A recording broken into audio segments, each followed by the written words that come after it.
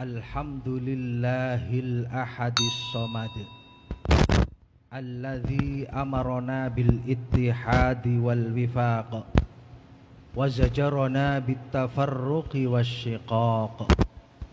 Ashhadu an la ilaha illallah wa ashhadu anna sayyidana Muhammadan abduhu wa rasuluh al-karimul khallaq.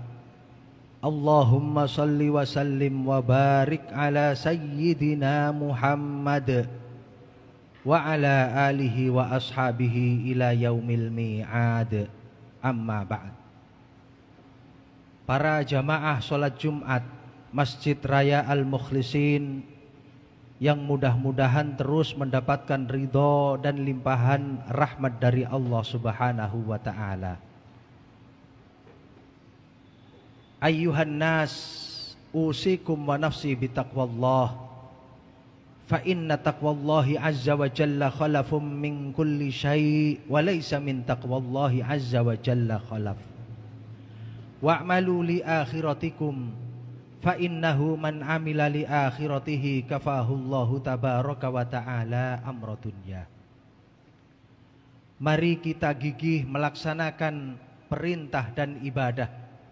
Kita hindarkan maksiyah dan apa-apa yang dicegah untuk mendapatkan rahmat dan ridha Allah serta menuju kepada taqwa Allah. Jamaah yang mulia, dalam surah Ali Imran Allah menyatakan a'udzu billahi minasyaitonir rajim. Wa'tasimu bihablillahi jami'an wa la tafarraqu. Wadhkuru ni'matallahi 'alaikum idh kuntum a'da'an fa'alafa baina qulubikum wa asbahtum bi ni'matihi ikhwana wa kuntum 'ala shafa hufratin minan nari fa'anqadhakum minha kadzalika yubayyinullahu lakum ayatihi la'allakum tahtadun. Berpegang teguhlah kalian dengan agama Allah dan jangan saling cerai-berai. Ingatlah, dulu kalian telah bercerai-berai, kemudian Allah menyatukan kalian dengan kenikmatan. Dan ketika kalian bercerai-berai, maka kata Allah, wa kuntum ala syafa hufratin minan nar, sesungguhnya berada di tepi jurang neraka.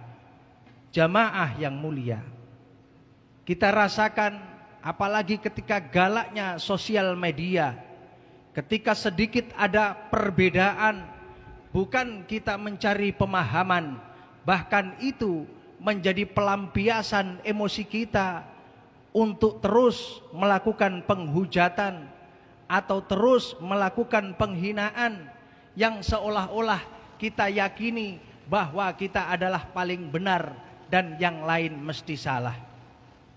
Jamaah yang mulia, Habib Umar Al-Hafidh pernah menyatakan inna wahdatal ummah laisat wahdah fil fikrah wa innama wahdah fil qulub.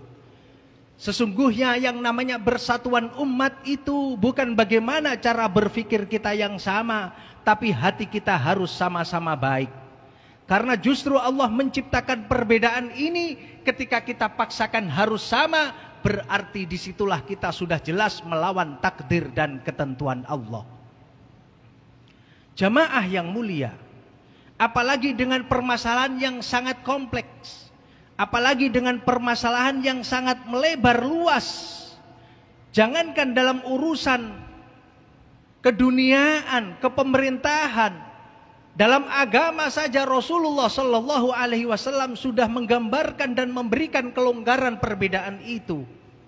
Ketika Mu'adz bin Jabal diutus ke Yaman, Rasulullah menyatakan bimadza tahkum, dengan apa kamu akan mengambil hukum wahai Mu'adz bin Jabal? Karena perjalanan Yaman dan Mekah kalau harus ditempuh mungkin tidak cukup 3-4 hari saat itu dengan berkendara unta. Mu'adz bin Jabal ketika diutus ke Yaman menjawab bi kitabillah, dengan Al-Quran ya Rasul. Fa illam tajid, kalau engkau tidak menemukan, dijawab oleh Mu'adz bin Jabal, fa bi sunnati Rasulillah, dengan hadismu wahai Rasul. Fa illam tajid, kalau engkau juga tidak menemukan di Al-Quran dan kitab sunnahku, Sa'ajtahidu ra'yi, kata Mu'adz bin Jabal, saya akan berijtihad sesuai dengan pendapatku. Kemudian generasi sahabat disambung dengan generasi tabi'in, tabi'in, dan termasuk beliau-beliau a'immatul arba'ah, madhab-madhab 4 yang termasuk diantaranya Imam Hanafi, kedua Imam Maliki, ketiga Imam Syafi'i, dan yang terakhir adalah Imam Ahmad bin Hanbal.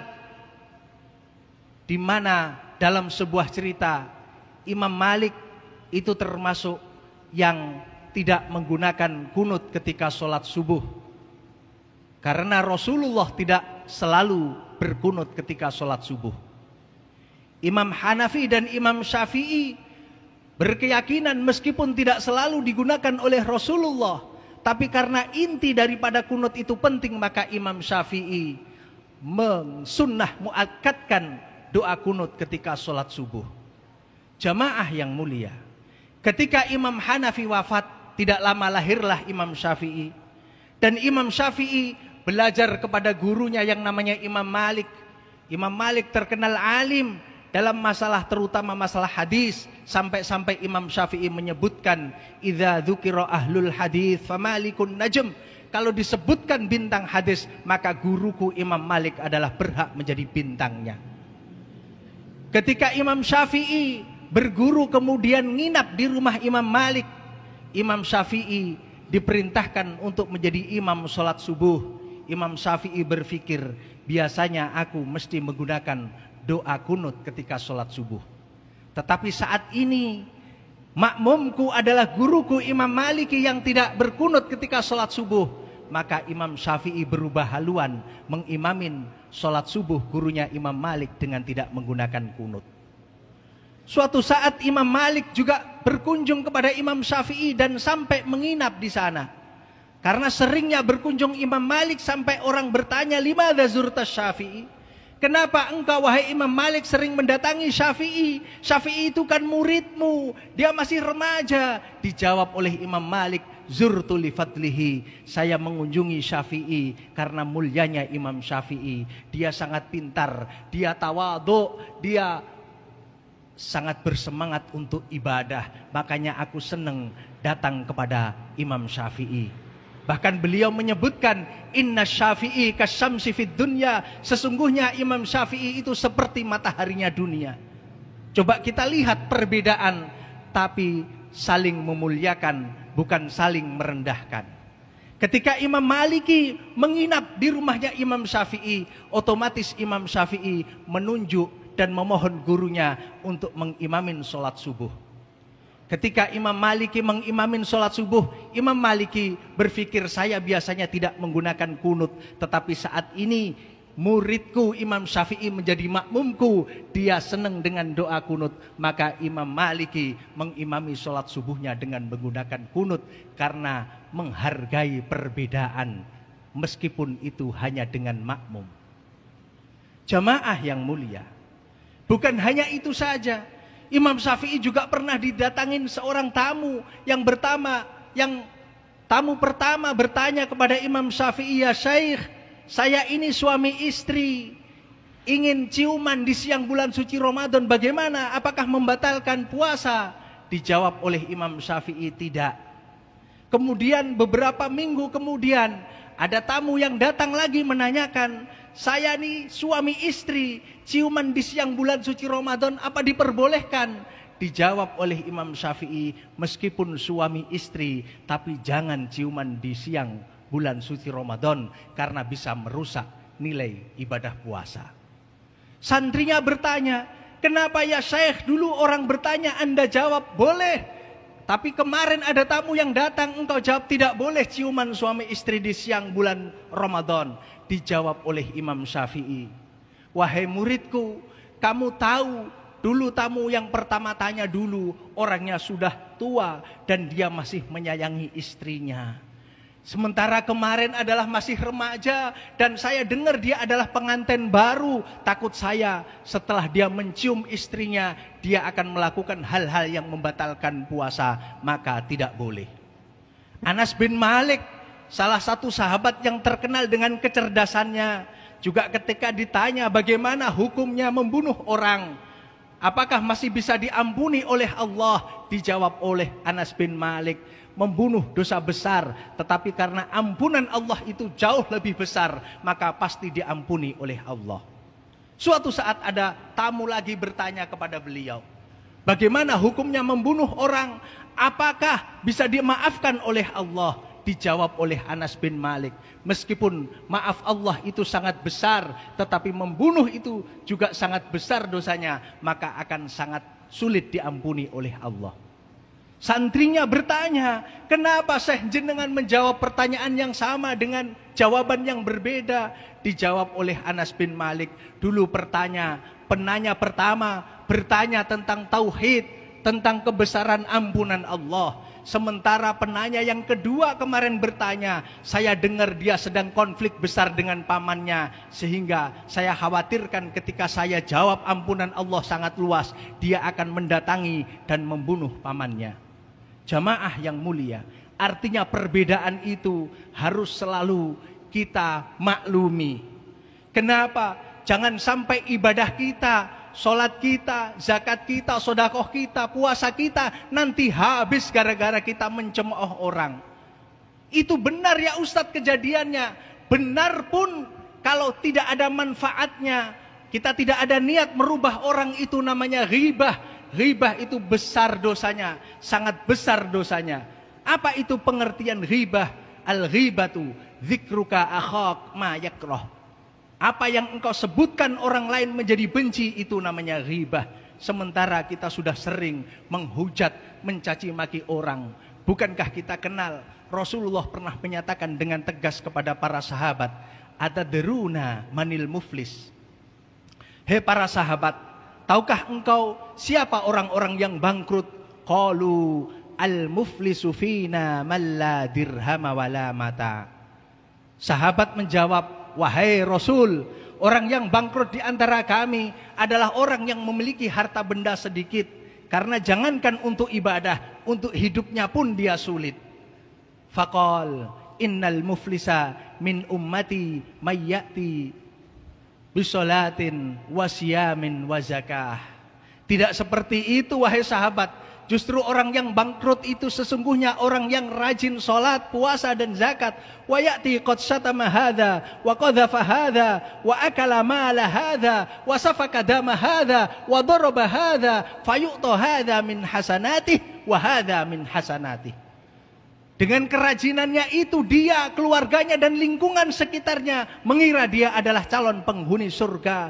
Tetapi karena dia sudah suka menuduh orang lain, suka mengolok-ngolok orang lain, memakan harta yang bukan miliknya, pernah menumpahkan darah yang tidak menjadi haknya, memukul orang lain, maka pahala ibadah puasa, zakat dan sholatnya itu hanya untuk membayar orang-orang yang teraniaya tersebut.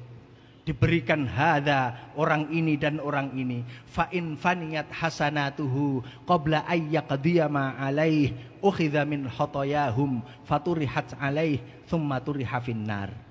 Ketika si A si B sudah dibayarkan dengan ibadahnya, si C belum kebayar, maka si C diambil dosanya, dan dosa itulah untuk bekal dia, yang akhirnya dia hanya tinggal dosa dan kesalahan, kemudian dilemparkan ke dalam api neraka. Jamaah yang mulia, berangkat dari modal hadis ini, maka ayo kita yang punya hak manusia, hak Adam kepada yang lainnya, ayo kita bayarkan sebelum kita menyesal di akhirat nanti harus dibayar dengan ibadah atau kita mengambil dosa orang tersebut. Ada juga yang menyatakan orang yang berbuat zalim pasti akan menyesal, yang dizalimi pun juga akan menyesal. Yang berbuat zalim menyesal karena agungnya sesuatu yang harus dibayar. Yang dizalimi juga menyesal, ternyata begitu enaknya dibayar berkat dia dizalimin orang. Kenapa dulu dizalimin hanya sesekali dan tidak terlalu besar? Karena balasan di surga betapa nikmat dan indah. Jamaah yang mulia. Kemudian satu lagi, ketika Imam Syafi'i berguru kepada Imam Malik. Imam Syafi'i tipe orang zuhud yang sederhana. Beliau tidak mau dengan glamor dunia. Tetapi Imam Malik dengan penampilannya yang gagah, yang mewah, sampai-sampai Imam Syafi'i memberanikan diri bertanya kepada Imam Malik, "Ya Syekh, dari mana Anda mendapatkan harta yang begitu melimpah? Apakah Anda ini sibuk dengan mencari harta?" Karena Imam Syafi'i mempelajari gurunya Imam Malik tidak banyak bekerja, tetapi kenapa hidupnya mewah dan berkecukupan? Dijawab oleh Imam Malik, "Wahai Syafi'i, aku hanya melakukan aktivitasku sehari-hari. Aku mengajar, menerima tamu, aku berdoa, beribadah. Setelah itu aku pasrah kepada Allah. Allah sudah mengirimkan harta kepadaku dengan melimpah." Imam Syafi'i belum begitu percaya. Suatu saat Imam Syafi'i bekerja, ketika di waktu senggangnya ikut memanen anggur, dan ketika anggur telah dipanen, Imam Syafi'i pulang mendapatkan sekarung anggur. Sekarung anggur itu setengah karung ditinggal di rumahnya dan setengah lagi dibawakan kepada Imam Malik gurunya. Dan di situ Imam Syafi'i ingin menjelaskan, maksudnya Imam Syafi'i ini guruku alim tapi kok sibuk nyari dunia. Dijelaskan kepada Imam Malik, "Ya Syekh, ini buktinya gara-gara saya kerja saya dapat sekarung anggur." "Kamu dapat sekarung anggur?" "Iya, yang setengah karung saya taruh di rumah dan yang setengah karung ini saya bawa ke jenengan." Imam Syafi'i menjawab lagi, "Seandainya saya tidak kerja, pasti aku tidak akan mendapatkan anggur ini." Imam Malik dengan tersenyum, "Wahai Syafi'i, kamu kerja, kamu mendapatkan anggur. Anggur yang kamu ditinggal di rumah bagianmu setengah karung. Ternyata saya diam di tempat di sini, saya juga lagi pengen anggur. Saya tidak bekerja, kamu juga mengirimkan anggur untukku." Artinya, apa saja aktivitas yang kita lakukan, setelah itu dengan berdoa dan tawakal, insya Allah Allah akan mengirim rizki yang dan keberkahan kepada kita semua.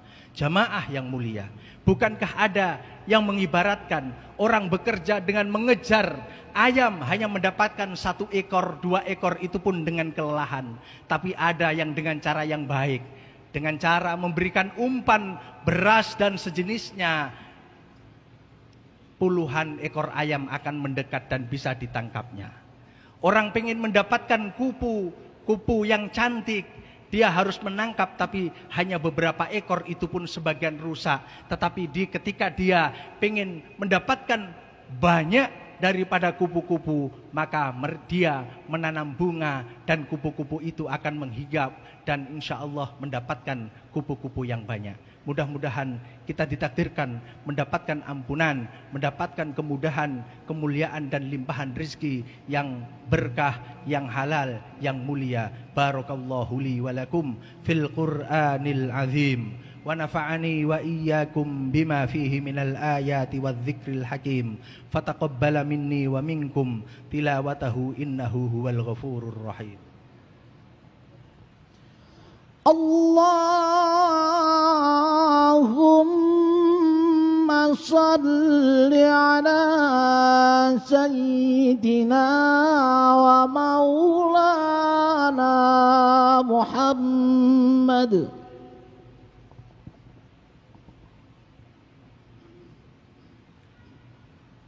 Alhamdulillahir raufir rahim, al-aliyyil azim.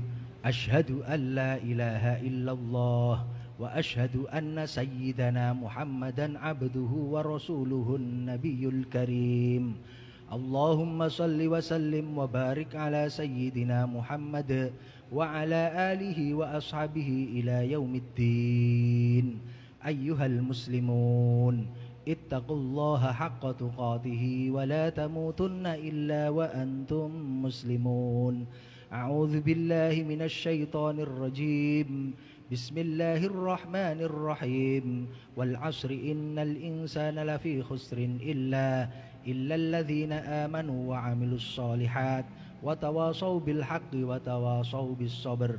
Allahumma salli wa sallim wa barik ala sayyidina Muhammad walhamdulillahi rabbil alamin. Allahumma ighfir lil muslimin wal muslimat wal mu'minin wal mu'minat الأحياء منهم والأموات اللهم اغفر لنا ذنوبنا ولوالدينا وارحمهما كما ربيانا صغارا اللهم ارزقنا شفاء من كل داء.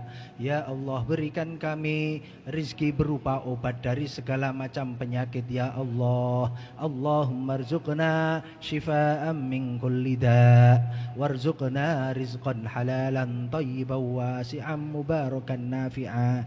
Antal baqi bila zawal, al-ghaniyyu bila mithal.